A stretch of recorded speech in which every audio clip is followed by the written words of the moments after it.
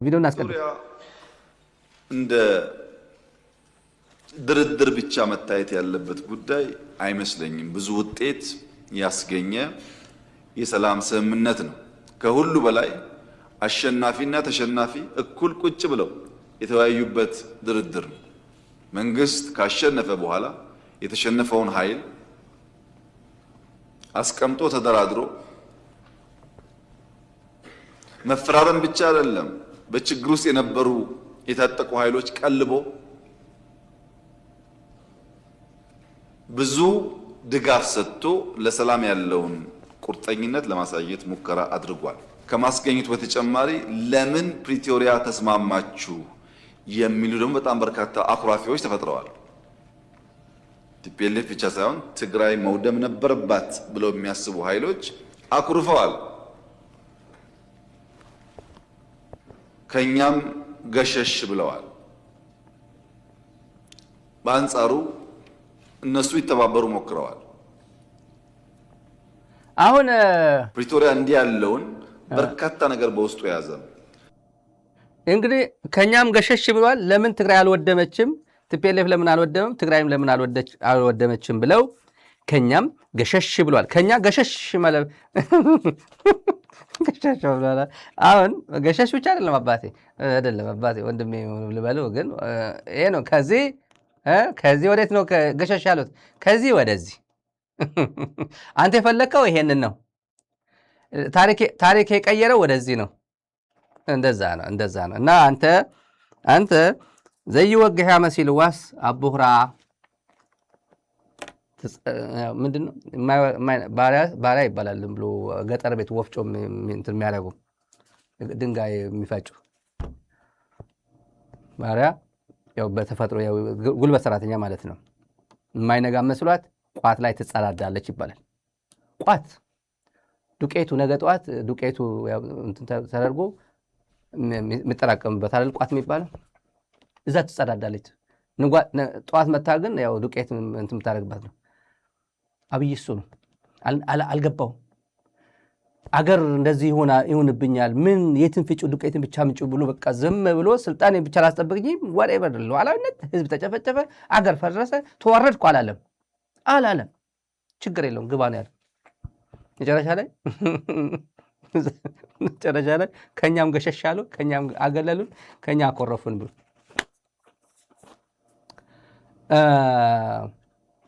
እና አሸናፊና ተሸናፊ ያለበት ደግሞ አሸናፊና ተሸናፊ ሞራሉ የውሸት ሞራል ማለት ነው። ይሄ እንደዚህ ብሎ አቤት በእውነት ሾት፣ ይሄ ባክሾት ይባላል። በካሜራ አወሳሰድ ባክሾት ነው የሚባለው። ከኋላ የሚነሳ ጥሩ አድርጎ ነው ያነሳው ባክሾት። ይሄ ምንድን ነው? ይሄ ምን ይመስላል? ጫፉ አይታይም፣ ጭራው አይታይም፣ ጫፉ አይታይም። መቀለ ሲገቡ ነው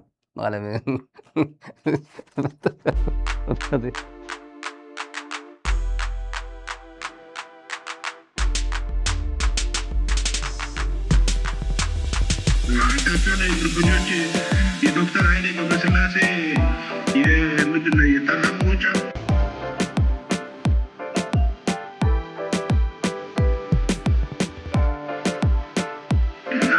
ከአንድ ሀገር ወሰዱና ያንን በፎቶሾፒንግ ሰሩትና ሬንጀር አብዘውት ይህን ሁሉ ወታደር ማድረግ ነው። ጠቅላላ ኢትዮጵያ ወታደር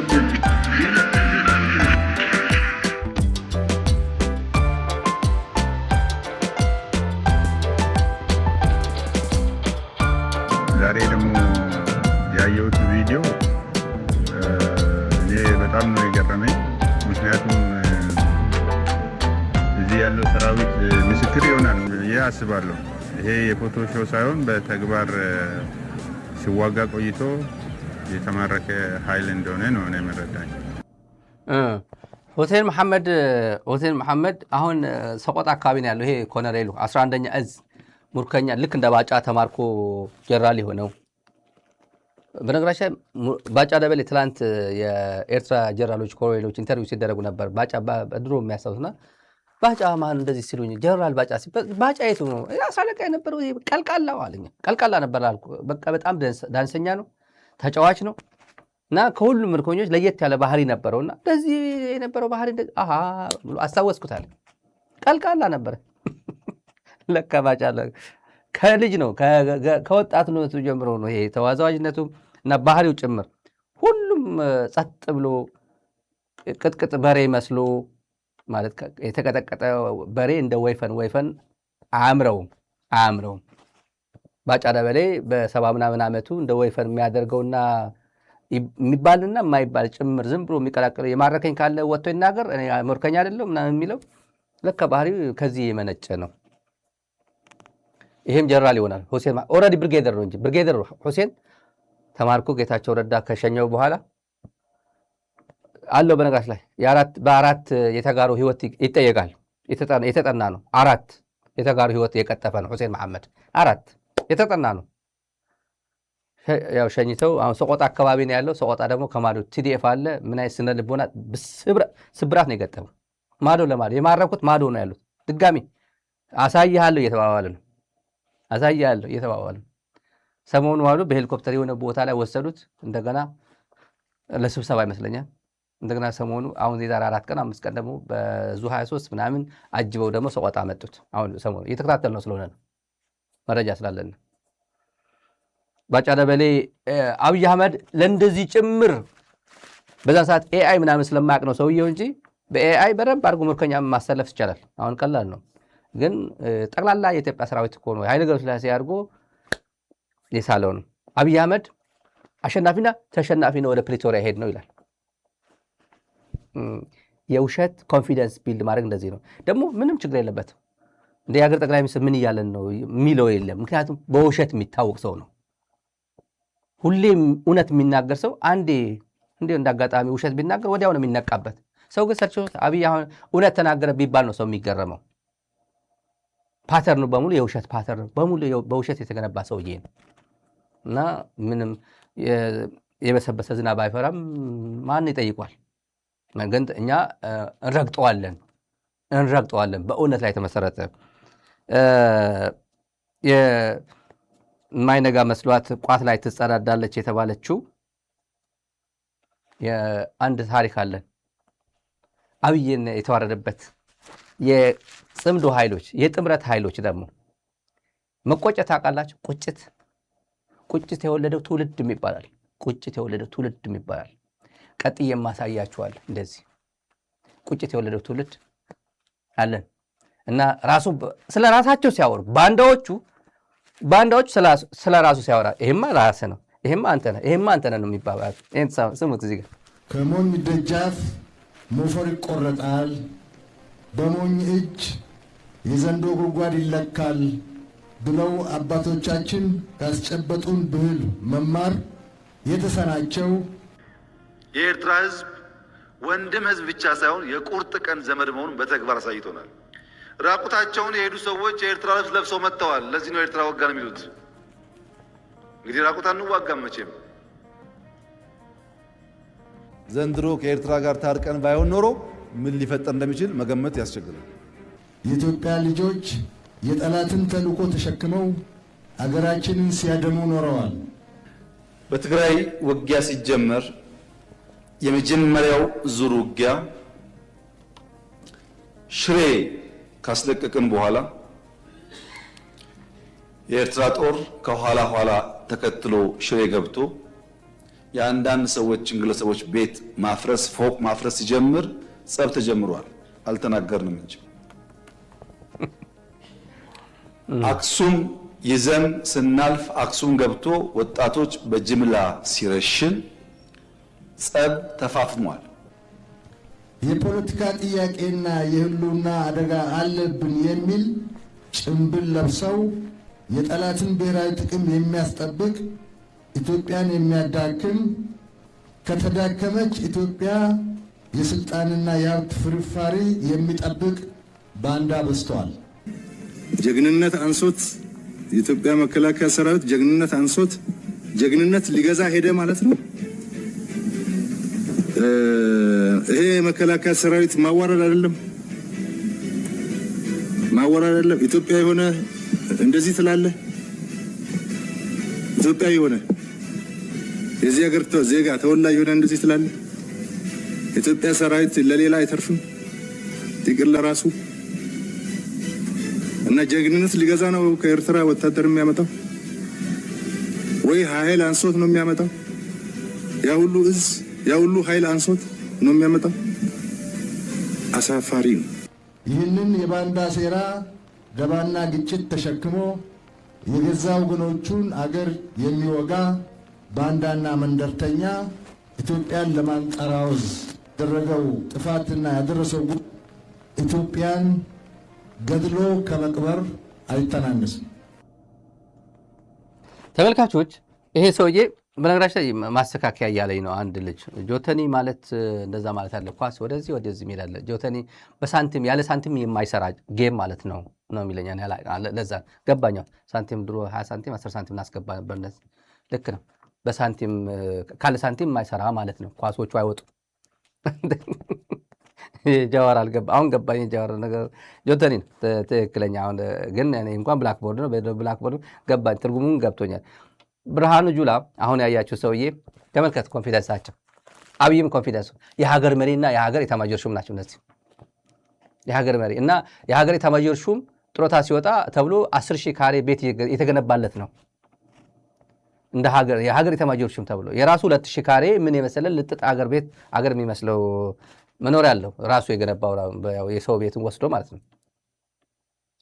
የሌላ ሰውም ጭምር የመሬት ወስዶ ነው የገነባው። 10,000 ደግሞ መንግስት እየገነባለት ነው ለጥሮታ ሲወጣ የሚኖርበት። ይሄ ሰው በጦርነቱ ጊዜ ወደ ፕሪቶሪያ ከማለቱ በፊት የሆነ ችግር ገጥሟቸው ነበር። ኦሮማራ ላይ ችግር ገጥሞ ነበር። ውስጥ ለውስጥ የሆነ ክራክ አልገባኝም፣ እስካሁን መረጃ የለኝም። ግን ክራክ ገጥሞ ገና በጦርነት ላይ ያሉ የአማራ ልዩ ኃይል የአማራ ፋኖ ምናምን ነገዶ ምናምን ጭምር አብረው በነበሩበት ጊዜ ማለት ነው። ግን በውስጥ ለውስጥ የሆነ ነገር ችግር ነበራቸው። ምን አለ ቢሮ አለው ኤርፖርት የኢትዮጵያ ሲቪል ኤርፖርት ላይ ቢሮ አለው ብርሃኑ ጁላ የሰማነው ነው። እና ዲያስፖራ ኦሮሞ ኮሚኒቲ ዲያስፖራ ተወካዮች 4 ሰዎችን መጡ ሰብስበዋቸው ምን አለ ለነፍጠኛ ስልጣኔ ከምሰጥ ከጁንታ ጋር ሆኜ ኢትዮጵያን ማፈርሰው አላቸው። እንግዲህ አማራ ማለት ነው። ምንም ያው ቋንቋ ስለምታውቁት ነው። በዚህ ነው የሚነጋገሩት። በዚህ ቋንቋ ነው የሚነጋገረው ብርሃኑ ጁላ የሀገር ኤታማዦር ሹም ሆኖ ምክትሉ አማራ ሆኖ አማራ አይደለም ይላል። አገውና ትግራዋይ ነኝ ነው የሚለው። አባው ግን እንደ አማራ ራሱን አይቆጥርም። ግን በአማራ ነው ኦሮማራ ተብለው ነው ምክትል የሆነው። እነ አሰፋ ቸኮል እነ ዘውድ ሊስትሮ ምናምን የሚባሉ የአማራ ተወካዮች ነን የሚሉ ባሉበት ሀገር ነው ስልጣን ከነፍጠኛ ጋር ሆኜ ከጁንታ ጋር ሆኜ አፈርሳታለሁ እንጂ አልሰጥም አላቸው። ለነዚህ የኦሮሚያ ኮሚኒቲ የኦሮሞ ኮሚኒቲ ከዲያስፖራ የመጡ ምልክት ደግሞ እንዲሆነ ብርሃኑ ጁላ ምልክት እንዲሆነ ነው። ጦር ኃይል አየር መንገድ ቢሮ የነገርካቸው እሱ ነው። ደንግጠዋል። እነሱ ደነገጡ። የሀገር ኤታማዦር ሹም ሆኖ አፈርሳታለሁ ሀገር ሲል የፈረሰ ሀገር ለማንም አይጠቅምም። ስትለያይ በክብር ትላንት እዚህ ሚዲያ ላይ ተናግሬዋለሁ። ምንም ዋጋ የለውም። ማንም አንድም ዋጋ የሌለው ትግራይ ዋጋ የሌለው አማራ ዋጋ የሌለው ኦሮሚያ ዋጋ የሌለው ሁሉም ፍርክስክስ ያለ ነው የሚሆነው። አንዱ ተከባብሮ ስትነጣጠል ግን ከነሙ ጉርብትናም ጭምር ጤናማ ጉርብትና ሲኖሩ ነው ተኝተ የምታድረው ነገር። ጎረቤት ይተኛ አንተም እንድተኛ ይባላል። ተረትና ምሳሌ ያለ በትግራይ ጎረቤት ይተኛ አንተም እንድትተኛ ነው። አንተ ብተኛ ወይ አንቺ ብተኝ ጎረቤትሽ ካልተኛ ዋጋ የለውም። ሌሊት ሙሉ አያስተኛ ማለት ነው። ሰላም አይሰጥም። እንደዛ ነው ያላችሁ ብርሃኑ ጁላ። አሁን ቆፍጠን ብሎ እንደዚህ አይነት መግለጫ ሲሰጥ ሌላ ሰው ነው። ቀጥለን የአብይ አህመድና የደርግ የመንግስቱ ኃይለማርያም አወዳደቅ ታሪካቸውን ተመልከቱ። የአብይ ያለበት ሁኔታ ስለምናውቀው ነው። አብይ ዝም ብሎ ወርወር አድርጎ ላሽ ነው። በዚህ የሚጠራጠር ሰው አለ? ይወረውራል። ብዙ ይወረውራል እቃ ስላለ አጥፍቶ ጠፊ ምናምን አጽቢ ትላንት ምናምን የወረወረው አጥፍቶ ጠፊ ነው። አልተመለሰችም። እዛው የተጣለው ነገር አለ ይታያል። እዛ ላይ አጥፍቶ ጠፊ ቀላል ነው። በነገራችን ላይ ትዴፍ አጥፍቶ ጠፊ ድሮን የለውም ብላችሁ ታምናላችሁ? እኔ አላምንም። ለምሳሌ ቀላል ነው፣ ገበያ ላይ ቀላል ነው። እንኳን አጥፍቶ ጠፊ ይሄ ትልቁ እንትን ሊኖረው ይችላል። ገንዘብ ጎበዞች ከሆኑ ሊኖራቸው ይችላል። አክሰስ ስላላቸው ከፈለጉ ያስገባሉ። አብይ ግን ሀገር ነው፣ ስቴት ፓወር የተቆጣጠረ መንግስት ነው። ዩኤኢ ሌትና ተቀን ኢትዮጵያን ለማፍረስ ቁጭ ብሎ እየታተረ ያለ መንግስት ነው አረብ ኤምሬት። እሱ በኢራን ይለጠለጣል፣ ኢራን ያፈርሷል፣ እሱ ደግሞ ኢትዮጵያን ያፈርሳል። ኢትዮጵያ ደግሞ ከኢትዮጵያ ጋር ሆኖ ደግሞ ሱዳንን ያፈርሳል። እና የድሮን ብዙ እንትን አይደለም። ለማንኛውም የአብይና የደርግ አወዳደቅ ስታዩ ደርግ ምን የመሰለ የተማሪዎች ትግል፣ የአርሶ አደሮች ትግል፣ የትግራይ ገበሬዎች፣ የጎጃም ገበሬዎች፣ የባሌ ገበሬዎች ያቀጣጠሉት ተቃውሞ የአዲስ አበባ ዩኒቨርሲቲ ተማሪዎች እና አንዳንድ ኤሊት ተባብረው ትግሉን እንትን አደረጉት። ደርግ መጥቶ መፈንቅለ መንግስት አደረገ። ከዛ የደርግ ምናምን መሰረተ ወደ ዲሞክራሲ ሊወስዳት አልቻለም። መጥቶ 17 ዓመት ደርግ አወጀ። ቀይ ሽብር ምናምን ብሎ አወጀ። ህዝብ መፍጀት ጀመረ። ከዛ በሰላም ኢንክሉዲንግ ቲፒኤልኤፍ ወደ ሰላማዊ መንገድ ይወስዳል ብሎ የጠበቁ ሰዎች ተማሪዎች፣ አዲስ አበባ ተማሪዎች አልወሰደውም። ከዛ ወታደራዊ እንትን አወጀ። ሄዱ፣ ተቀጣጠለ በየቦታ። መጨረሻ ላይ ብዙ ዓመት ብዙ መስዋዕትነት ተከፍሎበት ደርግ ወደቀ። ብልጽግና ተመልከቱ። ብልጽግና ከኃይለማርያም ደሳለኝ እንካ ተብሎ ተሰጠው። ኢህአዴግ ነኝ ብሎ ኢህአዴግ ፖሊሲና ስትራቴጂ አስከትላለሁ፣ ኢህአዴግ በኢኮኖሚ በጣም ጥሩ ተራምዷል፣ ዲሞክራሲያዊ እና ሰብአዊ መብቶች ላይ እኔ አተኩራለሁ ብሎ ቃለ መሃላ ፈጸመ ፓርላማ ላይ።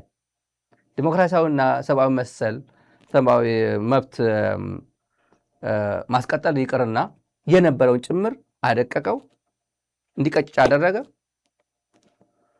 ከዛ በኋላ ኢኮኖሚ ምናምን የሚባል የለም፣ ገደለው። 8 ዓመት ከምናምን ጦርነት ላይ ሄደ። አሁንም ጦርነት ላይ ነው። ሌላ ስለ ጦርነት ብቻ ነው የሚያስበው።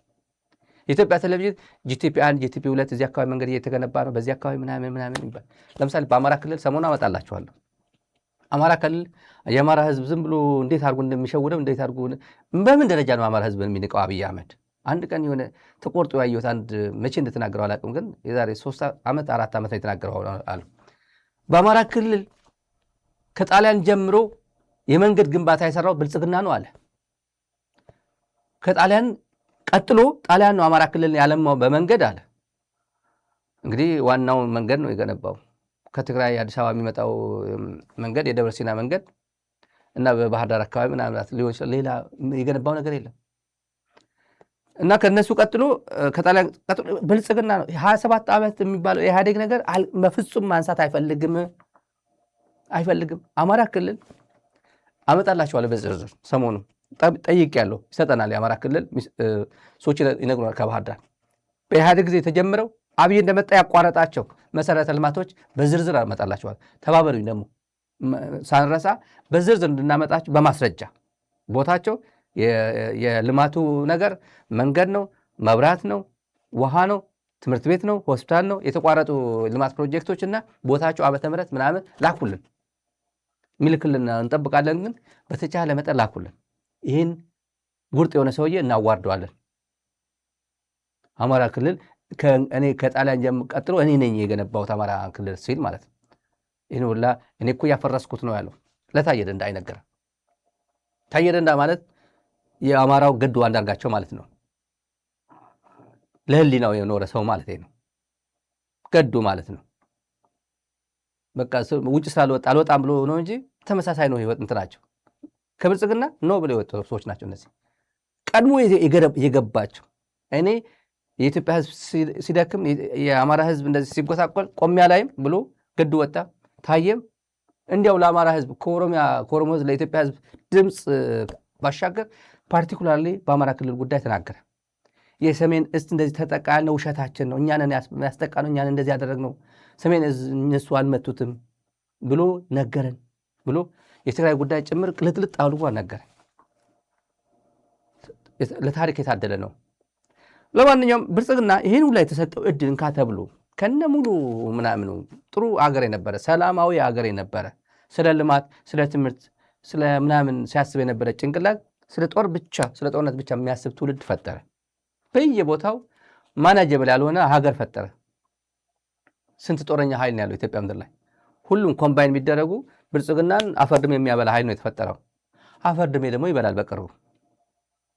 ብቻው ሞኖፖሊ ኦፍ ቫይለንስ የሆነ ሰው በጥይት ተገደለ ሲባል በፖሊስና ህብረተሰብ ነበር ድሮ የምንሰማ። በኢቲቪ ፖሊስና ህብረተሰብ ወንጀል እንሰማ ነበር። የሆነ እንደዚህ አድርገው ያልታወቁ ሰዎች እንደዚህ አድርገው ሄዱ ምናምን፣ በጣም ነውር ነበር ነውር። አሁን 100 ሰው ተገደለ ኖርም። ወለጋ ያወራል ለኢትዮጵያ ቴሌቪዥን ስለ ወለጋ በየቀኑ የሚወራ። ኢዜማ መርጣቸዋል ተብሎ ጋሞ ጎፋ የተገደሉት ምን የሚባል ብሔረሰብ ኢዜማ መርጣቸዋል ተብሎ የተገደሉ ማአት ሰው ያለቀበት ሰው ዘገበው እንዴ? ባለፈው አልዘገበውም እኮ አይዘገበም።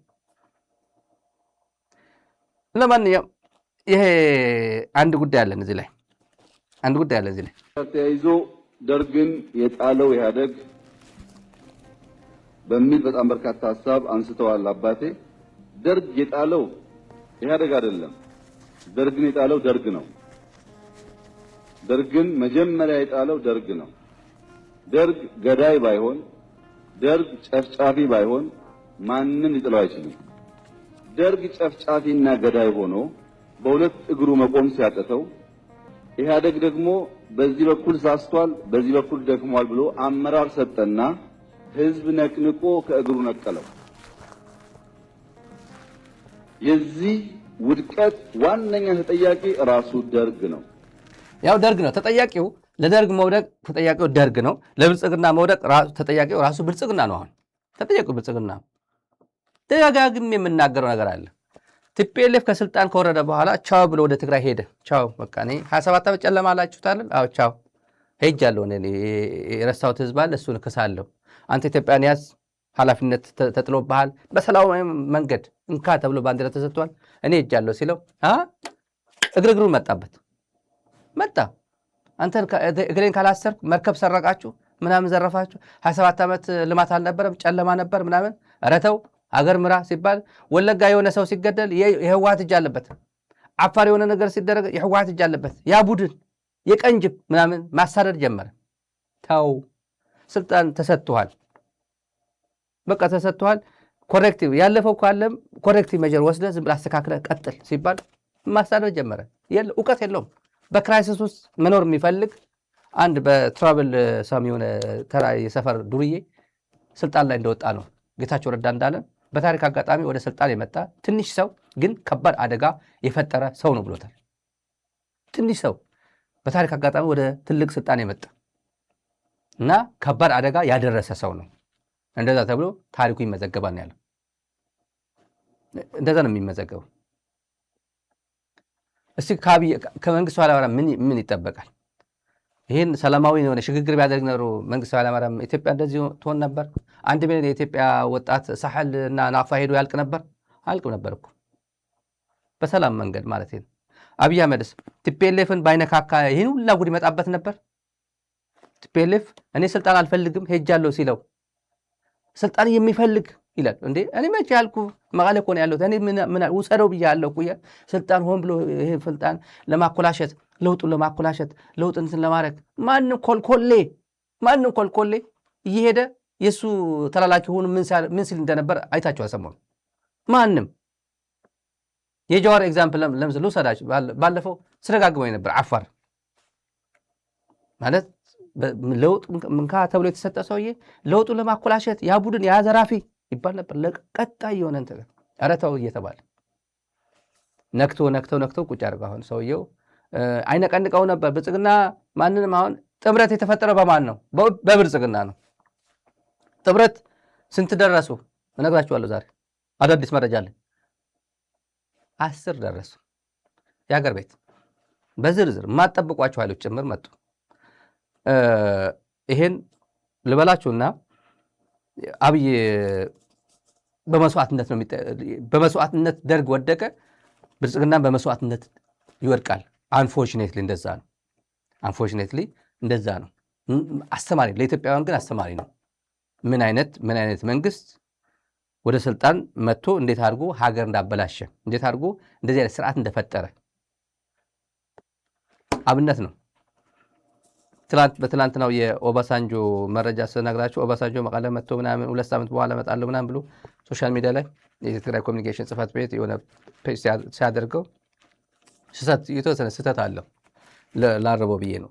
የባለፈው ወር የሰኔ ወር ነው። ሰኔ ወር ከ2 ሳምንት በኋላ እመጣለሁ ብለህ ነበር፣ አልመጣህም ነው ነበር እና ኮሚኒኬሽን እዛ ሲጻፍ አሁን ብሎ እንደሄደ አድርጎ ነው የጻፉት። ኦባሳንጆ ከሳምንት በኋላ አይመለስም። ላስተካክለው ብዬ ነው። ከሳምንት በኋላ አይመለስም፣ ከ2 ሳምንት በኋላ አይመለስም። ባይመጣም ይሻላል። በዚህ አጋጣሚ የትግራይ አቋም አይደለም ይሄ። ባይመጣም ይሻላል የኔ አቋም ነው። እንደማይመጣ ግን ከ2 ሳምንት በኋላ እመጣለሁ፣ ሳምንት በኋላ እመጣለሁ እንዳላለ ግን የትግራይ አቋም ነው። የትግራይ አቋም ነው አላላቸውም። አረጋግጠናል። እሱ ባይመጣ ይሻላል የሚለው ግን የኔ አቋም ነው። መብታችን ስለሆነ እንደግለሰብ ማለት ነው። ቀጥለን የገዱ ጉዳይ እናነሳለን። ገዱ የህዝብ ፍቅር አያችሁ አይደል? አንዳንዴ ነገሮች ባክፋየር አድርገው ሰው ለማንቋሸሽ ተብሎ ሲኬድ፣ ሰው ለማጣጣት ሲኬድ ነገሮች ተገላብጦ ሲያገኘው አገኘት ብልጽግና ሆኖ ሲያገኘው የሚገርም ነው። እኔ የሱ ገዱ ላይ የነበረው ሰው ፍቅር አክብሮት ምናምን ትሪፕል በቃ ዝም ብሎ 4 እጥፍ 5 እጥፍ ዝም ብሎ ከሄደ ተቆለለ። አዲስ ነገር ግን አይደለም።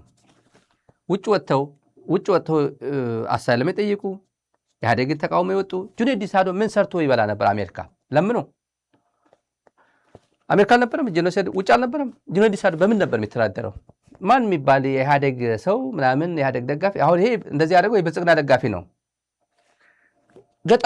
ገጣባው ጃዋር ጆተኒ ያለው እኔ እንኳን ብላክቦርድ ነው ብለው ገጣባው እንኳን እንዲህ ባለፈው እንደዚህ ወጣ ሲል አየሁት። አላወቀኝም ግን ሀይ አልኩትና አላወቀኝም ግን በጣም አዝኜ በእውነት ኢትዮጵያ ይሻለው ነበር ምናምን ሲል ነበር። አሁን ገጣባው ስለ ገዱ የሚያወራ ሰው ሆነ በዚህ ምድር ላይ። አገር እኮ ተቀየረው። ወላጆቻችን 8ኛ ሺህ ይላሉ። ይሄ ጆተኒ እንደሚሉት ያለ ሳንቲም ጆተኒ እንደማይሰራ ማንም እየመጣ እንደ ብላክቦርድ አጥፍቶ የሚጽፍበት ሰው ልጆቹ በኢህአዴግ በልቶ በኢህአዴግ ተድሮ ወይ በግንቦት 7 ተድሮ ከዛ በብልጽግና ልጆችን አሳድጎ ገና አሁን ደግሞ ሃይ ስኩል ዩኒቨርሲቲ ደግሞ ብልጽግና የሆነ መንግስት ይመጣል እኮ እኛ እንከራየዋለን። የሚቀጥለው መንግስት ለጨዋታ ይጠቅማል ብለን አይደለም። ለጨዋታ ግን ቁጭታችን ለመወጣት ግን 2 ወርም ቢሆን ጎፈንድሚ ከፍተን ቢሆን እንከራየዋለን፣ እናጠፋዋለን፣ ከሚኒስትር እንጽፍበታለን። እዛ ላይ ይሄ ሰውዬ ስለ ገዱ የሆነ ትናንት ነው ተቀነጫጭቦ የሆነ ቦታ ላይ ያየሁት እና በኮንፊደንስ ነው እሱ እንደ ጨዋ ሆኖ እሱ ለህሊና የኖረ ሰው ሆኖ ገርመኛል። አንድ ውጭ ጉዳይ ሚኒስትር የሆነ ሀይ አልኩትና አላወቀኝ ምናምን ይላል። እነዚህ ሰዎች አያፍሩም እንዴ? ቤተሰብ የላቸውም፣ ሚስት የለውም፣ ጓደኛ የለውም። ኧረ አንተ አያምርብህም፣ አንተ እኮ ውዳቂ ነህ እኮ። ይህ እኮ ህሊና ያለው ሰው እኮ ተኝቶ እኮ ነው የሚያድረው እኮ። አሪፍ እንቅልፍ እኮ ነው የሚተኛው። አልዘረፈ፣ አልገደለ፣ ሰው አላጋጨ፣ ጥላቻ አልዘራ። ጥላቻ የዘራው ምናምን ብልጽግና ደግፎ የሄደበትም የትግራይ ህዝብ ይቅርታ ብሏል። ይሄ ሁሉም የሚያውቀው ነው ሚዲያ ላይ። እኔ በህጉ መሰረት በኢትዮጵያ የሽግግር ፍትህ ሲመጣ ሄጄ እዛ የድርሻን እወጣለሁ ተጠያቂ ሆናለሁ ብሎ ራሱን በራሱ እንትን ያደረገ ነው። በጊዜው ስደርስ እኔ ተጠያቂ ሆናለሁ ያለ ሰው ነው። ይሄ ገጣባ እንደዛ ብሎ ያውቃል እንዴ? አላለም። የትምህርት ተቋማት መፍረስ አለባቸው፣ እንደዚህ መውደም አለባቸው፣ እንደዚህ ያደርጋላቸው እያለ ይሁን ሲያደርገ የነበረው አለ። ብዙ የተጠራቀመ ነገር አለው። ነገዱ ጋር የምናገር መብት እንትን የለውም፣ ሞራል የለውም። ምን ያህል ግን ሰውየው የውሸት እንትን እንዳለው ተመልከት። የሚኖሩን እነዚህ አይነት ሰዎች አሜሪካ ነው የሚኖሩት። ሰርቶ የሚበላበት ሀገር የሚኖርበት ሀገር ነው። ላንድ ኦፍ ኦፖርቹኒቲ የሚባለው እውነት ነው። በኮይን የሚሰሩ ጆተኒዎች ሆነዋል። እንደጀዋር ቋንቋ ልጠቀምና ብላክቦርድ ሆኖ የሚኖሩ ግን ለገዱ አይናገረው። ገዱ መዝረብ ቢፈልግ ትንሽዬ ልጆች ሀገር እየዘረፉ ነው። የምናውቃቸው ሰዎች አሉ። አታምኑም እንጂ እገሌ ጥሮታቸው ምንድን ነው ቢባል እኔ የማውቃቸው ሰዎች አሉ። ማለት ከድሮ ጀምሮ ማለት ሌብነት ከሌብነት ነው። ህወሓት ኢህአዴግ ጽህፈት ቤት እንገራቸው፣ አንድ ቀልድ እንገራቸው። ቀልድ ኢህአዴግ ጽህፈት ቤት የሚባል ፕሮፓጋንዳ ሚዲያ ምናምን የሚባል እና ጋዜጠኞች የሚዲያ ሆኖ የማዕከላዊ ኮሚቴ ሰዎች ጋር ሄዳሉ። ማዕከላዊ ኮሚቴ ጋር ምናምን የሚሄዱ ሰዎች ሲሄዱ በተደጋጋሚ የሆነ ጉዳይ ለማስፈጸም ሲሄዱ ምንም በቃ ክክ ምስር የማይለይበት ቤት ቅር አይላቸውም፣ በመጥፎ ስላልሆነ ምስር የማይለይበት ቤት እገሌ ጋር እንሄድ ቀይ ወጥ ጥብስ ምናምን ለመብላት እገሌማ ይኖራል ሲባል ሲኬድ ስጋ የማይለይባቸው ቤቶች ነበር። ቤት ሲሄዱ ማለት ነው። ክክ የማይለይበት እና ክክና ሽሮ እና ምንድነው ምስር ያለ ክክ አንደኛው በረከት ጋር ነው። ቅር አይለውም መቼም ተስፋ አደርጋለሁ። በረከት ስምኦን ጋር ሁሌ ምስር አይታጣም እዛ ቤት አለ። አንደኛው ገብረ መስቀል የሚባል የድምፅ ወያኔ ማናጀር ነበር። በህይወት የለም አሁን። ድሮ ድምፅ ወያኔ ማዕከላዊ ኮሚቴ ነበር። በጣም እውነተኛ ዝም ብሎ እንትን ልጅ ነው ሰው ነው። ለዛውም ገብረ መስቀል ከሻህ አላሙዲን ጋር አብረው ነው ክላስሜት ነበር። ወልዲያ ነው የተማረው። ወልዲያ 83 አዲስ አበባ ገብተው 100 ሺህ ብር ሰጠው። 100 ሺህ ብር ሰጠው አብረው ክላስሜት ስለነበሩ ድሮ እና እንካ ልብስ ቀይር ብሎ 100 ሺህ ብር ሰጠው። እንደገቡ አካባቢ ማለት እንደገቡ አካባቢ ከዛ ምን አደረገ? 10 ሺህ ለእህቱ ሰጣት። 90 ሺህ ንውድ በይ አለ። ለድርጅት ለህወሓት ሰጣቸው። የአላሙዲን የሰጠውን ጓደኛ የድሮ ጓደኝነት ማለት አሁን በህይወት የለም። ገብረ መስቀል እየመሰከርኩለት ነው። ዲዳብሊው ማናጀር ነበር ድሮ እና የህወሓት ማዕከላዊ ኮሚቴ ነበር። ሰው የሰጠው ጊፍት 90 ሺህ ለውድ በይ አለ። 10 ሺህ ለእህቱ ሰጠ። እሱ ምን ያለ እና እሱ ቤትም ክክ ምስር ነው የሚበላው። ማረሳው ነው ጓደኛቸው ታጋይ ነገረኝ ነው። በረከት ከስደ ምስር አይ እሱ ጋር እንሂድ ሌላ ጋር እንሂድ ብለው ቀይ ወጥ ምናምን የሚበላበት ቤት እንሄድ ነበር አለ። እንትን ነው ማለት ነው። ከድሮ ጀምሮ የክላስ ልዩነት እንደዛ ነው። እና ትልቅ ፖዚሽን ላይ የነበሩ ሰዎች ጥሮታችሁ ስንት ነው ብትሏቸው ጉድ ነው፣ አሳፋሪ ነው። ሚኒስትሮች እገሌ ሚኒስትር ጥሮታ ስንት ነው የሚባል አሳፋሪ ነው። እኔ ስለሚደብረኝ ነው። አንዳንዶቹ አውቀዋለሁ። ገዱ ሀብታም መሆን ይችል ነበር። ልጥጥ አዲስ አበባ ያሉት ሁኔታ አለባበሳቸው፣ የሚያደርጉት ሽቶ፣ ቶክሲዶቸው፣ የቤታቸው ኑሮ፣ የመኖሪያቸው፣ ቢሮዋቸው ምናምን ሌላ ህይወት ውስጥ ነው። ግን ወጣ ሲባል ድህነት ነው። ሰላም የለም፣ ልማት የለም። ግለሰቦቹ ግን በልጽጓል፣ በውስጣቸው በልጽጓል፣ ፕራክቲካሊም በልጽጓል። የኢትዮጵያ ጀነራሎች እዚህ መጥተው 1.5 ሚሊዮን ብር እዚህ አጠገባችን የገዛ ሰው አለ። መኖሪያ ቤት የገዛ ችግር የለውም። ሰውየው ቢያንስ ሚስቱ ምናምን በእንትን ቤት በኩል ነው የገዛው 1.5 ሚሊዮን ብር መኖሪያ ቤት። እነዚህ ገዱ ደግሞ ፓርኪንግ ማናጀር ነው። ቀላል አይደለም። በነገራችን ያ ፖዚሽን ቀላል ፖዚሽን አይመስላችም። እሱ ያለበት ፖዚሽን 30 ዓመት 20 ዓመት ብትሰሩበትም አይገኝም ያ ገንዘብ። ዶክተር ስንት ነው ዓመታዊ ደመወዙ? ዶክተር 120 130 140 ሺህ 150 ሺህ ነው ዶክተር። እዛ አካባቢ ነው የዛ እንትኑን ቀላል አይደለም ማለት ነው። ለማንቋሸሽ የሄደበት ግን ርቀቱ እንደዛ ነው። ታዲያ ገዱ ታዲያ ምን ይሰራል ምናምን ለማለት ለማንቋሸሽ ሄዱ። ምን ያህል ግን መክሯቸው ሄዱ። ለአማራ ህዝብ ትልቅ ትምህርት ነው። አማራ እንደ አማራ ነው የኮራ ትናንት ከትናንት እንዲህ ጎረቤት እኔ ራሱ እንኳን ኮርቻለሁ። ህሊናው እኔ እንኳን ህይወቱ አውቀዋለሁ በግል ፐርሰናሊ ስለማውቀው። የማያውቀው ግን ሪሊ በጣም ነው ሁሉም የኮራ። የማያውቀው ዝም ብሎ ከርቀት ነበር። ይሄ ዘርፎናል በልቶናል የሚባሉ አለ ዝም ብሎ የኢህአዴግ የአብዛኛው ተምሳሌት እሱ ነው። የአብዛኛው የኢህአዴግ ዘራፊ አልነበረም ያልኳቸው ነበሩ ዘራፊዎች። የአብዛኛው የኢህአዴግ ሰው ባለስልጣን ነበረ፣ ማዕከላዊ ኮሚቴ ነበር፣ እንደዚህ ነበር የሚባሉ እንደዛ ናቸው። አልማዝ መኩ የምትባለው የፌዴሬሽን አፈ ጉባኤ አልነበረችም?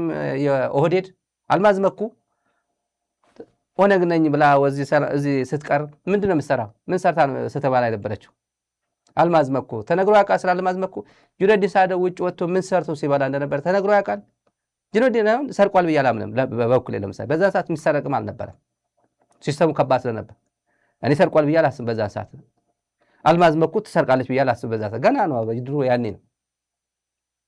ወጥተው ግን እንደዚህ ተሰራ ነበርኩ ምናምን ብሏቸው ያውቃል። ክብር ነው። እንዲያውም ምን ብለህ ነው አሜሪካ እየኖርክ ምን ሰርተን የምትበላው? የአሜሪካ ስንት ወጪ ያለበት እንዴት ነው ብለህ የምትሸፍነው ተብሎ ነው መጠየቅ ያለበት። ቁጭ ብሎ ሳይሰራ የሚበላ እዚህ አካባቢ ካለ 100 ሺህ ብር እንኳን አለኝ ቢል 100 ሺህ ብር አንድ ዓመት እንኳን አትሆኑ። ዝም ብላ ነው የምታልቀው። ካልሰራ ዋጋ የላትም። $100,000 ገዱ መክሯቸው ሄደ። ገዱ የመከራቸው ያልተሰማ ግን አለ። ትንሽ ልበለው። ሁለተኛው የህዝብ የተደመረ ትግል ነው። ሶሪ ይሄኛውን መጀመሪያ እዚህ እንትን ላድርግላችሁና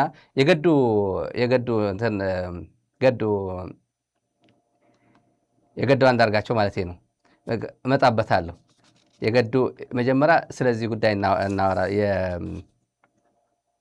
አይ ቲንክ ላምጣላችሁ እንትና የገዱ አንዳርጋቸው የገዱ ወሳኝ ጉዳይ በእንትናችን እንድንሄድ ብዬ ነው። ይቅርታ እና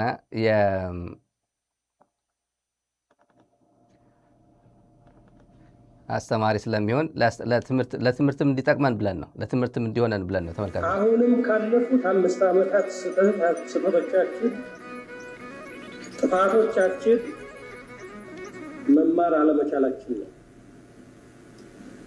ያለፉት 5 ዓመታት ያሳዩን አሁን በስልጣን ላይ ያለው መንግስት ራሱ ፖለቲካዊ ችግር ይፈጥራል። ያንም ፖለቲካዊ ችግር ፖለቲካዊ በሆነ መንገድ ከመፍታት ይልቅ በወታደራዊ ኃይል ለመፍታት ይንቀሳቀሳል። ይህ አሁን ያለው መንግስት ባህሪ ሆኗል። ፖለቲካዊ ችግሮችን በወታደራዊ ኃይል በጠመንጃ መፍታት ቢቻል ኖሮ በአሁኑ ወቅት ኢትዮጵያ ምናልባትም በምድር ላይ ሰላም የሰፈነባት ሀገር ትሆን ነበር። የአማራ ህዝብ ከምር ተቆጥቷል። የተቆጣን ህዝብ ደግሞ በኃይል በወታደራዊ መንገድ ማሸነፍ አይቻልም። በእውነቱ ይህን ችግር በቅንነት ለመፍታት ከተፈለገ መፍትሄው እስካሁን በአማራ ክልል ሆነ በሌሎች እንግዲህ እዚህ ላይ የስራ ስርዓት ጥያቄ ያለን የሚለው ሰውዬ ተመልከቱ። በቃ ኢንተራፕትን ያደርጉት በሁሉም ጋር ሀሳብ ኧረ ልጨርስ እችን ተናግሮ ነው የወጣው። የመጨረሻ ብትሩ የመጨረሻ ሂስቶሪክ የሆነ ለአማራ ብቻ አይደለም፣ እንደ አማራ ተወካይነቱ ሳይሆን እንደ ኢትዮጵያ ተወካይነቱ ሂስቶሪክ የሆነ ነገር ተናግሮ የወጣው እሱ ነው። ከብልጽግና ጋር የነበረው ኃጢአቱን በሙሉ ጠራርጎ እዚህ ጋር የመጣው ቀይ ባህር ላይ ነው ጥሎት የወጣው ኃጢአቱን። እዛ አካባቢ ነበር ቀይ ባህር ንስሐ ነው። በቃ በንስሐ ነው የመጣው እና ይሄን የገዱን እንግዲህ ገዱ ፓርላማ ሁሉም ተናግረው ጨርሶ ነው የወጣው። ብልጽግና አልሰማውም፣ አላዳመጠም። በዛን ሰዓት ምን ይሉ ነበር እነ ብርሃኑ ጁላ? መከላከያ መውጣት አለበት ከአማራ ክልል። የአማራ ህዝብ እውነት ተቆጥቷል፣ ከልቡ ተቆጥቷል። የተቆጣ ህዝብ በወታደር እንትን ልትመልሰው አትችልም። ጥሩ ምክር ነበር የመከራቸው። ከዛ ምን አሉ? በ10% ነው እየተዋጋን ያለው አማራ ክልል። ጨርሰናል እኮ ማንም ቻለው የሚባልበት ቻለው አሉ እና ፓርላማ ጭቅጭቅ የሚጨቃጨቁት ሳቅ ቀልድ ምናምን ነበሩ። አጠገቡ ማን አለ መስላቸው? እዚህ ጋር አታችሁ ዲና ሙፍቲ አለ አጠገቡ። ዲና ይሄ አሁን አተኳኮስ ይለማመዳል። ስናይፐር ነው ምናምን ሰጥተውታል። ስናይፐር እና ይዛ ተዘጋጅታል። አዎ ዝግጁ ነኝ ተዘጋጅቻለሁ ምናምን። ምንድን ነው እንግዲህ እንዴ ዲና ሙፍቲ እንኳን ራሱ የተዘጋጀ ለመመከት ጽምዶ ጋር ነው ከፋኖ ጋር ወይ ከትዴፍ ጋር ለመግጠም እንኳን እንደዚህ የተዘጋጀ የኛ ወጣት ምን ታደርጋለህ? ይኸው ዲናን አታይም እንዴ እንዲባል ሞዴል ተዋጊ እንዲሆን ሚሊሻ ታጣቂ ሊሆን። ይሄ ማን ነው? የፓርላማ አባል ነው። የውጭ ጉዳይ ሚኒስትር ቃል አቀባይ ነበር ለበርካታ ዓመታት። ኬንያም ካናዳም ዲፕሎማት ምናምን ነበር፣ አምባሳደር ምናምን ነበር። አጠገቡ ያሾፍ ነበር። በዚህ አካባቢ እንዲህ ብሎ ያየዋል። ለምን? ዲና ሙፍቲ ኦህዴድ ነው፣ ይሄ መንግስት ኦህዴድ ነው፣ የኔ መንግስት ነው፣ ሞቱማ ኦሮሞ ብሎ ያምናል። ይሄ ግን እንደ አሻፈረኝ ብሎ እንደቆመ ውጭ ጉዳይ ሚኒስትር የነበረ ሰውዬ ቲም ገዱ ብሎ የፈጠረው መንግስት ነው ይሄ። ነገሩን በደንብ ነው ማሰላሰል ያለብን። አብይ እንዴት እየወደቀ ያወዳደቅ ታሪኩ ነው እየነገርን ያለ ነው። እና አካሄድ እዚህ ጋር የሚለው ፋርሴ ውላ ነው እዚያ ያለው። በውስጡ አሁን ተቦርቡሮ ያለቀ ነው። መቼ ነው መሮ መቼ ይመጣል? ጃልመሮ መቼ ነው የሚመጣው? ጃልገመቹ የታለ ምናምን ብሎ በውስጡ የሚጨነቅ ነው እዚህ ያለው። የምር አማራ ክልል ኦሮሚያ ማን ያስተዳድረው ሲባል መሮ ይሻላል ወይስ ሽመልስ ቢባል በፍጹም ለውድድር አያቀርብም። ለውድድር አይቀርብም። ጃልመሮ ነው የሚለው። እዚህ ሲሆን ግን አካሄድ ነው የሚለው። ለማስመሰል ለመኖር ነው። ከመከላከያ ከአማራ ይውጣ ሲባል ያኔ አርጎት ቢሆን ኖሮ ብዙ ፖለቲካ ዲቨሎፕመንት ኢትዮጵያ ምድር ላይ እናይ ነበር። ብዙ ግን ንቀት ነበር፣ ሸለፈታም 5% 10% እያለ ስለ ጥምረት ኃይሎች መረጃ ልስጣችሁ። ብሬኪንግ ኒውስ ነው ዛሬ እንደ ብሬኪንግ ኒውስ። እኔ እንኳን ብሬኪንግ ኒውስ የሚባል አልወድም። አእምሮ የሆነ ትራማ አለብኝ። ብሬኪንግ ኒውስ ነገር አልወድም። አንዳንድ ሚዲያ አለ ሁሌ ሰበር ዜና እያሉ የሚገቡ አሉ። ደስ ይላቸው ይሆናል ወይ ክሊክ እንዳደረገው ሰው ደስ ብሎት ክሊክ እንዳደረገው ከሆነ ዋጋ ግን እኔ ያመኛል። መረጃ ግን ልስጣችሁ ዝም ብሎ እንደተራ መረጃ ብዬ ግን ትልቅ ዜና ነው። የጥምረት ኃይሎች አዳዲስ ወደ ጥምረት የተቀላቀሉ ነው። አዳዲስ ያው ተጠናቋል። አንደኛ መጠናቀቁ ትላንት ነግሬያቸዋለሁ። ተጠናቋል። በሁሉም ቋንቋዎች የተተረጎመ ነው። በሁሉም ቋንቋዎች ወደ በርታ፣ ወደ ጉምዝ፣ በአፋን ኦሮሞ፣ በአማርኛ፣ በአፋር፣ በትግርኛ፣ በምናምን በሌሎችም እና አዳዲስ ወደ ጥምረት የተቀላቀሉ አሉ። 7 ነባር ናቸው። ትግራይ ነባር ነው። ኦፍኮርስ ማንም የሚያውቀው ነው። የአማራ ነባር ነው። ኦላ ነባር ነው። የአማራ ፋኖ ነው። ኦጎግሞ ነባር ነው። ጉምዝ፣ በርታ ምናምን ነባር ነው። 7 ነባር ናቸው። አሁን አዲስ የገቡ የሰማ ነው። ከተማ ምንጮች የሰማ ነው። አንድ የአፋር ኃይል ገብቷል። ይህን ለመናገር ነው። ስሙን መጥቀስ እንትን አያስፈልግም። በራሳቸው ስለሚጠቅሱት ጠቅላላ 10 ሆኗል። አንድ የአፋር ኃይል ገብቷል። ከኦጎግሞ በተጨማሪ ሌላ የሲዳማ ኃይል ተቀላቅሏል። እንኳን ደስ ያላችሁ። ይሄ ስንጠብቀው የነበረ ነው። ስንሰማ ነበረ በውስጥ ለውስጥ። የሲዳማ ኃይልም ተቀላቅሏል። የአገው ሰራዊትም ተቀላቅሏል። አገው ያው ከድሮ ጀምሮ ነበር እዛው ሰራዊት እዛው የሚታወቅ ነው። ብልጽግና አካባቢ ገብተን እኛ እንደዚህ ነው ሲለው የነበሩ አገው ሰቆጣ አካባቢ ብዙ ሰራዊት አለው። የአገው ኃይሉ ወደ እዚህ የጥምረት ኃይል መቀላቀሉ ሰምተናል። እነዚህ 3 በዚህ አዲስ መረጃ ነው የሰማነውና መግለጫው እየተዘጋጀ ነው።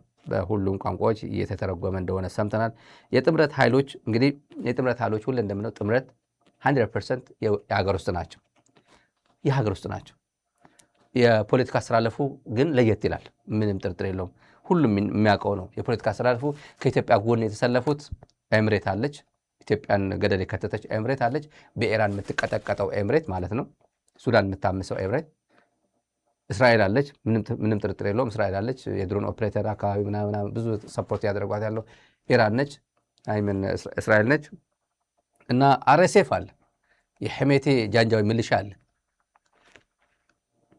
ከጥምረት ኃይሎች ጋር ማን ያለው? ከትግራይ፣ ከአማራው፣ ከኦላ ከምናምን ጋር አብሮ ያሉ ማን ናቸው?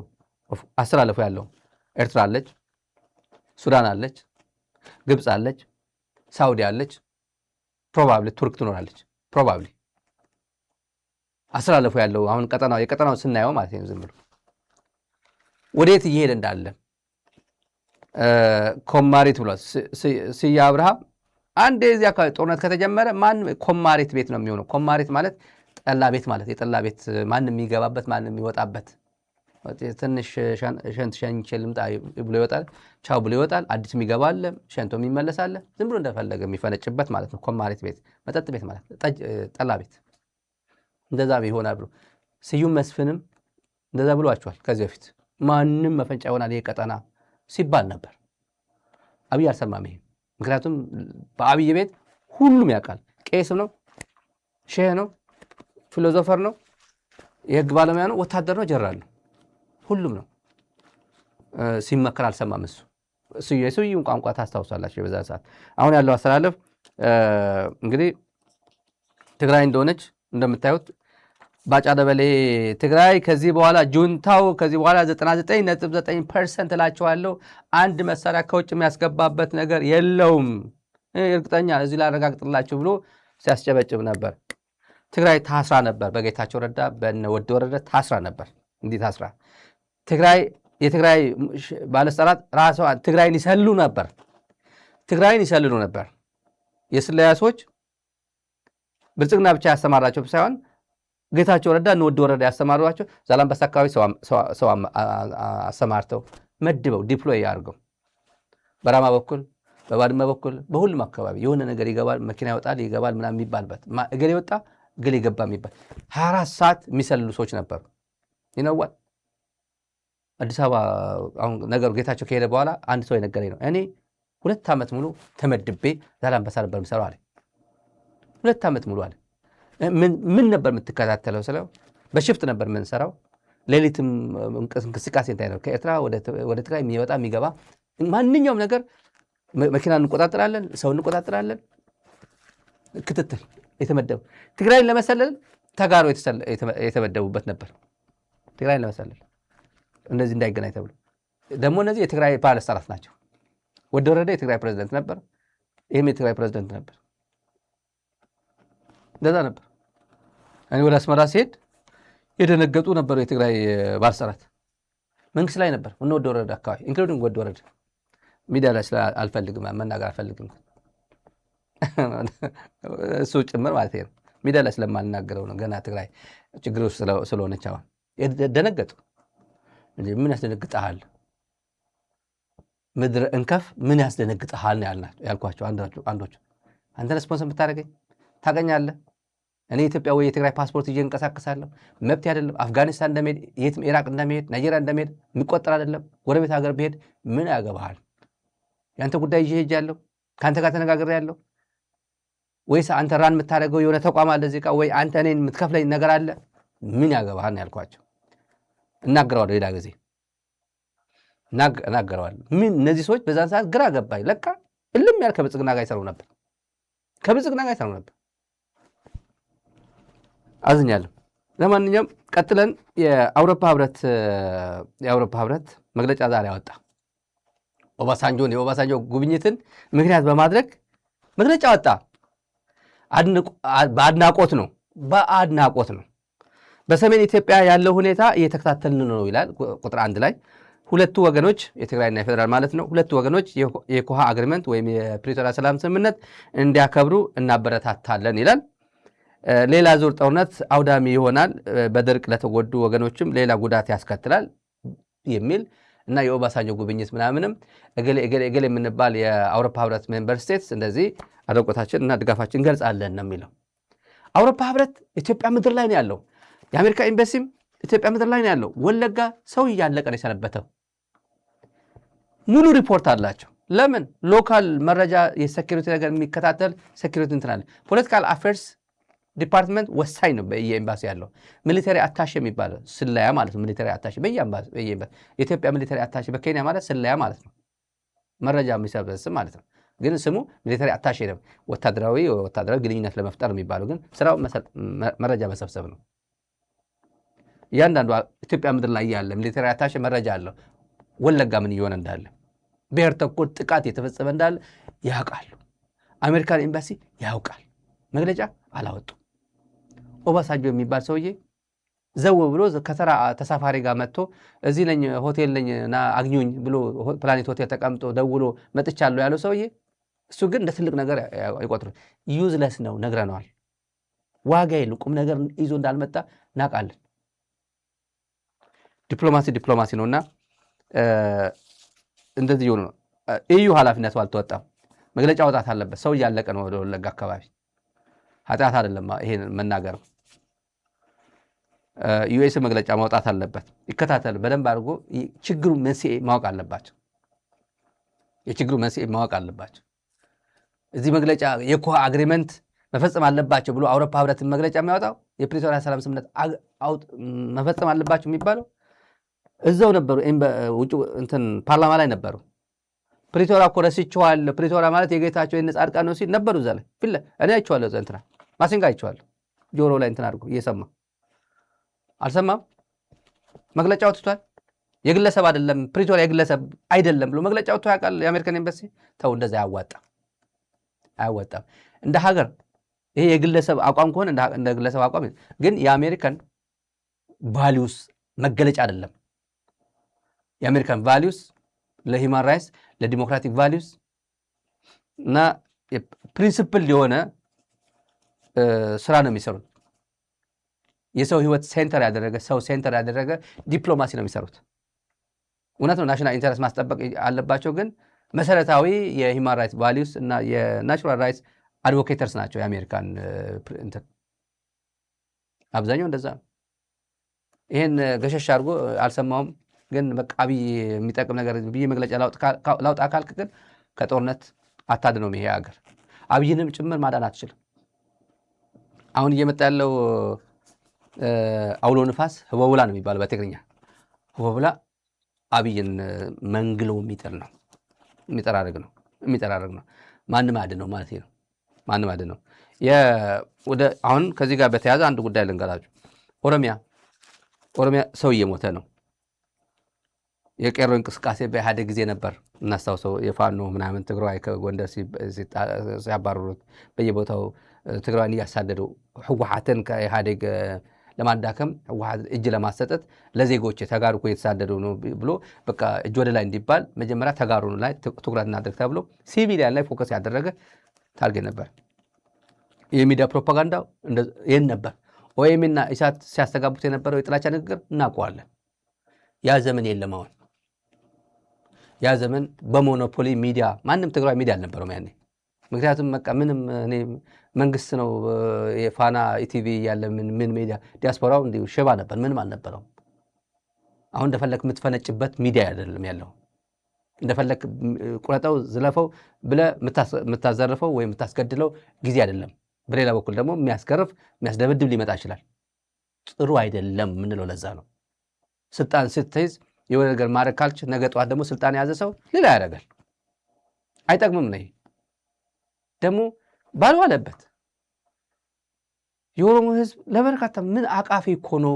አቃፊ ሲባል ድራማ ወይ ፌክ ቋንቋ እኮ አይደለም እኮ። በተለያየ በጉድፈቻም በተለያየ መንገድ የራሱ ያልሆነ ሰው እኔ አንድ ዜና አለ ዛሬ በጣም ሰርፕራይዝ ያደረገኝ ዜና ወደ እናንተ ማደርሰው። ይሄን ስሙ የመናዊን ኦሮሞ ያደረገ ማህበረሰብ የመናዊ ሆኖ ኦሮሞ ብሎ አይዲ ካርድ የሰጠ ኦሮሚያ ክልል ዜግነት የሰጠ ዜግነት ክልል ዜግነት አይሰጥም። ወረዳ ዜግነት አይሰጥም። ኖርማሊ በኢሚግሬሽን አካባቢ በኢትዮጵያ አካባቢ ቀበሌ ነው ዜግነት የሚሰጠው ታውቃላችሁ አይደል? በአሜሪካ ልክ ሲወለድ ወይ በናቹራላይዜሽን ምናምን ነው ዜግነት የሚገኘው ወይ በመወለድ ነው። ኢትዮጵያ ግን ቀበሌ ነው የሚሰጥ ዜግነት። እገሌ ልጅ ነው እገሌ አስመሰክረ ያቶ እገሌ መኖሪያ ቀበሌ ያችን መታወቂያ ይዞ እንትን ይሄዳል። ኢሚግሬሽን ይላል፣ ፓስፖርት ያወጣል፣ ኢትዮጵያው ይላል። አለቀ ደቀቀ። በቃ ምንም የለም። ከጋምቤላ ይመጣል አንድ ኒዌር፣ ከደቡብ ሱዳን ይመጣል ኒዌር፣ ጋምቤላ ይመጣል ኒዌር የደቡብ ሱዳን ነው። ምንም ተወልዶ ያደገው ደቡብ ሱዳን ነው ታሪኩ። ግን በዚህ አካባቢ ኒዌር በሚለው ይመጣል፣ መታወቂያው ይዞ ይሄዳል። ምንም የመናዊ ኦሮሞ ነው ብሎ የተሰጠው ለአንድ የመናዊ ዜጋ እኮ ብሔር ኦሮሞ ብሎ መታወቂያ የሰጡ ሰዎች ናቸው ለገጣፎ ላይ ያሉት ባለስልጣኖች። ፍራንክሊ እኛ በማስረጃ ያዝነው ነው ነግራቸው። ለአንድ የመናዊ ዜጋ ዜግነቱ ኢትዮጵያ ያድርገው ብሔሩን ኦሮሞ አድርገው የሰጡ ናቸው ገጣፎ ላይ ያሉት ባለስልጣኖች። ይሄ ደግሞ ኢትዮጵያዊነትን ጥያቄ ውስጥ ይከተዋል። የፈረሰበት አማራም አለ፣ ኦሮሞም አለ፣ ደቡብም አለ። በርካታ ብሔር ብሔረሰቦች ናቸው የፈረሰባቸው። ከማስተር ፕላን ውጪ ሲሆን እነኚህ ይፈርሳሉ የተባሉት 12000 ቤቶች ሲፈርሱ መንግስት አልነበረም ወይ? ዛሬ ስልጣን ላይ ያሉት የለገጣፎና ለገራዲ ባለስልጣኖች እዛው ቦታቸው ላይ ነበሩ። እኛ ታግለን ከመጀመሪያው ከንቲባ ጀምሮ ደግሞ እስር ቤት ያሉ አሉ። ዋጋ ከፍለን እኛ በዚሁ ጉዳይ ላይ። ስለዚህ ዛሬ እንዴት አድርጎ ነው ኢትዮጵያዊ ነኝ የሚለው? እኔ የምልህ ሲኖር ኢትዮጵያዊ ካልሆነ ምን ያደርግለታል? ሲሞት ኢትዮጵያዊ ቢሆን ይሄ የቆየ ቪዲዮ ነው። ይሄ ሰው ሲፈናቀል በማንነቱ ቤቶች ሲፈርሱ ምናምን ነበሩ። የመናዊ ግን ኦሮሞ ነው ተብሎ አይዲ ካርድ መኛ በማስረጃ ነው የሚለው። አሁን ኢህአፓ የታሰረው እስር ቤት ነው ያለው። አሁን በቅርብ የታሰረ ነው አበበ ምናምን ይባላል። የመናዊ ዜግነት በፌዴራል በኩል ዜግነት ሊሰጠው ይችላል። ግን የተሰጠው ኦሮሞ ነው ተብሎ ተሰጠው። እንግዲህ ይመጣል ይወስዳል ማለት ነው። አቃፊነት ነው። በጉዲፈቻ ነው የመናዊ ኦሮሞ የሆነው።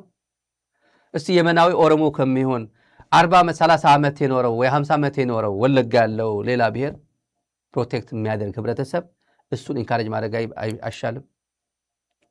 ምንድነው እየሆነ ያለው? ሶሻል ሚዲያ ላይ የምታዩት ነው።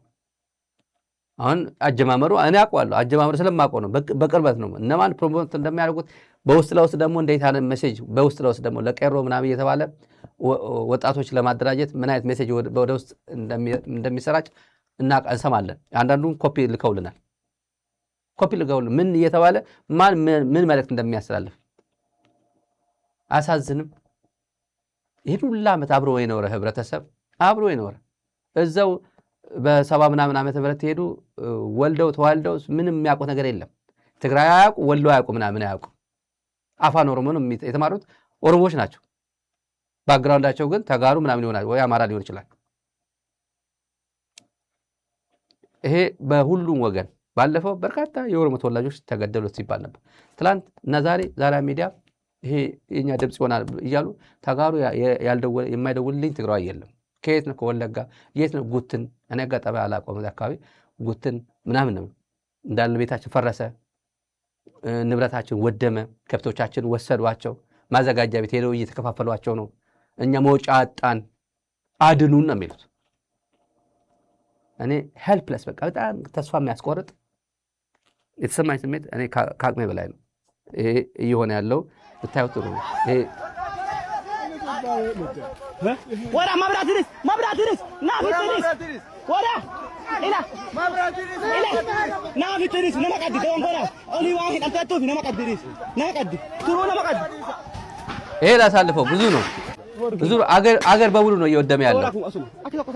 አገር በሙሉ ነው እየወደመ ያለው። አቴንሽን ያጣ አካባቢ ነው። መንግስት ካለ ሽመልስ አብዲሳ ይሄን ቆሞ ነው እያየ ያለው። ቆሞ ነው እያየ ያለው። ዝም ብዬ ላሳልፍላችሁ ብዬ ላሳልፈው። ይሄን ላሳልፈው። ይሄን እየተደራጀ ያለው ወጣቶች አደራጅቶ ነው። ኦፒዲዮ ወጣቶች አደራጅቶ ነው የሚሰራው። ኦፒዲዮ ነው የሚሰራው። ለማሳሰብ ያክል ነው። አጭበርባሪዎች የኦሮሚያ ፖሊስ አጭር ቋንቋ ላሳያቸው። በጣም ሲያጭበረብሩ ደግሞ ታጭበረብሩ አንድ ልንገራችሁ። እዚህ ላይ በአፋን ኦሮሞ ስለሆነ ባልደረባችን እዚህ ጋር አለማምዶኛል እዚህ ጋር እና ምንድነው የሚለው ጎዲና ወለጋ ባሃ አና ጎዲና አያና ገንዳት ቱሉ ሌንጫ ይላል። ባካ አዳ ቢሻን ጎርፍ የደምቲ ይሄ ኮማንዶ የጎቲቺ ኮማንዶ ኦሮሚያ ፊናኬሳ ምናምን የሚለው ይሄ አሸባሪ ጽንፈኛ ምናምን የፋኖ ማለት ነው። የፋኖ ጽንፈኛ ንብረት ሲጠቀምበት የነበረ ንብረት ኮማንዶችን የጎቲቺ ኮማንዶ ማረከ ነው የሚለው። በቁጥጥር ስር አዋለ ነው። 19 ትላንት ነው 19 የስተርዴይ የትላንት ፖሊስ ጎዲና ወለጋ ባሃ ነው የሚለው። በምስራቅ ወለጋ የፖሊስ መምሪያ ነው ይሄ። ተመልከቱ። ሰሃን ነው። ሰሃን ማረኩኝ ብሎ የጽንፈኛ የፋኖ ጽንፈኛ ማረኩኝ ይላል እዚህ ጋር። ባልደረባችን ይሄንስ እንደ መዝናኛ አቅርበው ብለውን ነው እንደ መዝናኛ ይሄን ማረኩኝ ብሎ ነው ምስራቅ ወለጋ።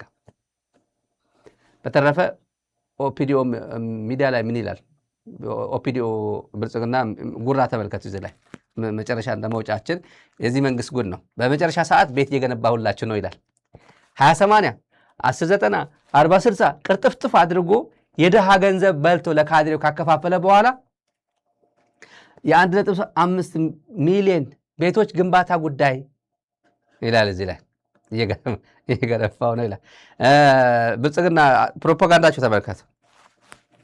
የጦርነት ፕሮፓጋንዳ የመከላከያ የቴክኖሎጂ አቅም መከላከያ በቴክኖሎጂ ያደገ ነው ይላል። እንዳለ ከዩኤኢ እና ከምናምን ጦር እንትን ያስገባል። ፕሮፓጋንዳ ግን እንደዚህ ያደርጋል። እና ዶክተር ያዕቆብ አርሳኖ የኢትዮጵያ የባህር በር ጉዳይ ደግሞ ያው የአባይ ተፋሰስ ባለሙያ ናቸው። ዶክተር ያዕቆብ አርሳኖ ናቸው ይመስለኛል። የሆነ ኮርስ ሰጥተው ነበር ድሮ።